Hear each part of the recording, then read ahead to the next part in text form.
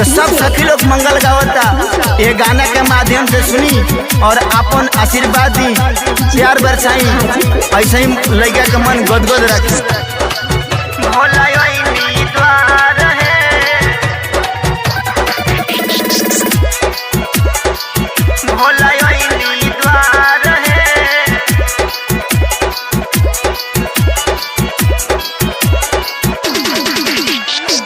देवलोक से बाटत चलले भगतन में प्यार है, देवलोक से बाटत चलले भगतन में प्यार है। उठिया माँ परिछे चली भोला द्वार है, उठिया माँ परिछे चली भोला द्वार है, उठ दीदी परिछे चली।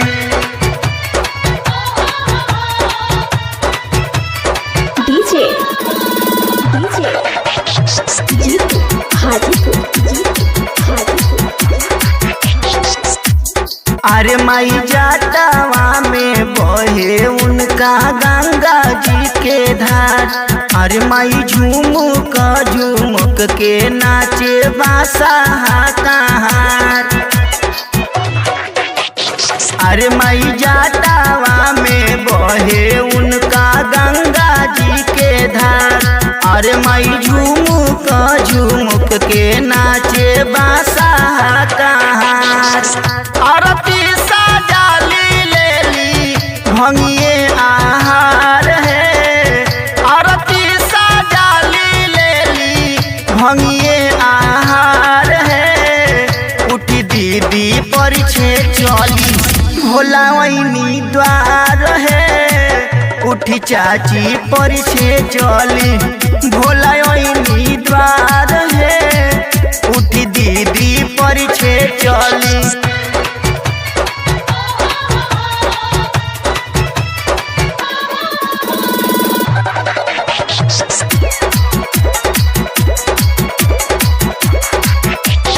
अरे माई सांप के माला बिछी के कुंडल रूप बयती विशेष, अरे माई अड़भंगिया के आगे लागस सूरज भी मधेश।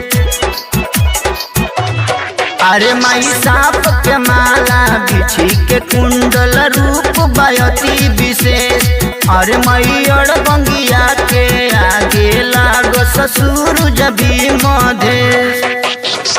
जुट गइल बावे पूरा गौवा जवार है, जुट गइल बावे पूरा गौवा जवार है। उठी चाची परिछे चली भोला द्वार है, उठिया माँ परिछे चली भोला द्वार है, उठ दीदी परिछे चली।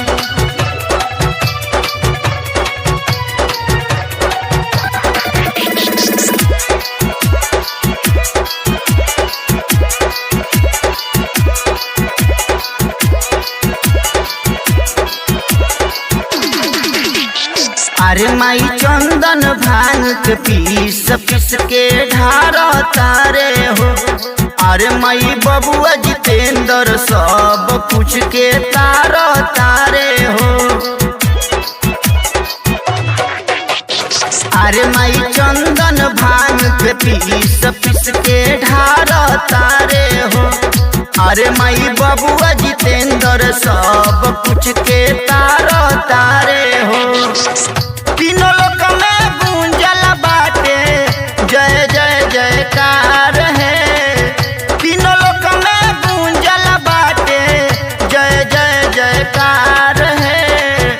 उठ बहिना परिछे चलू भोला द्वार है, उठ दीदी परिछे चल भोला द्वार है, उठ चाची परिछे चल।